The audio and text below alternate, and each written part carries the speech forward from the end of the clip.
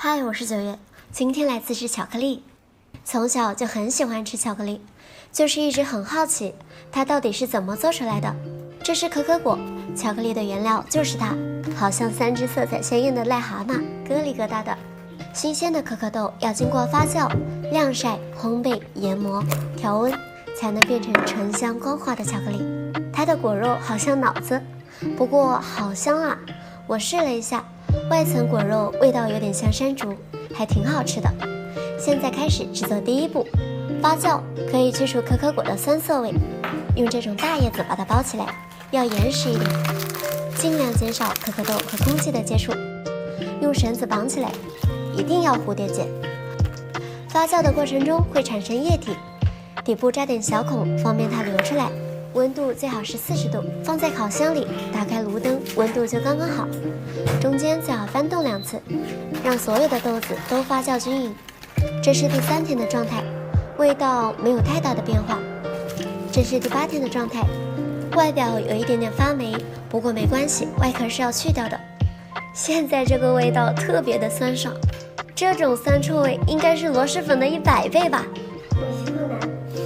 接下来的步骤可以用烤箱低温烘烤完成，可是心疼我的烤箱。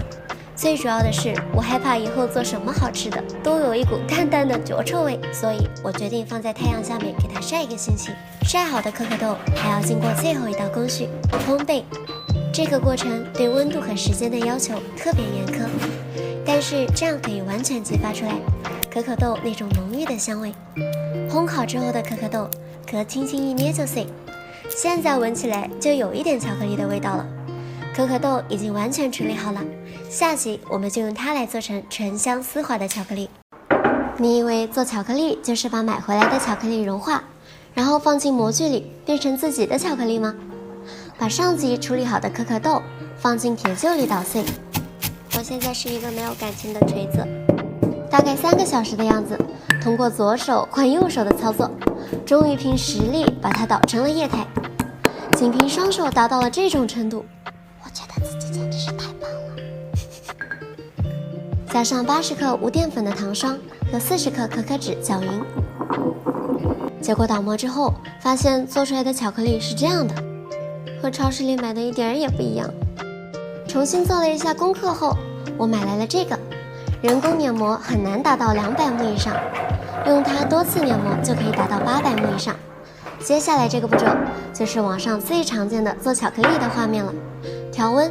我特意找来了1块大理石板，可可脂中有6种熔点不一的晶体，调温的意义在于通过温度的调节对它们进行驯化，从而达到是温时是固态，咬一口便能融化在34度的舌尖。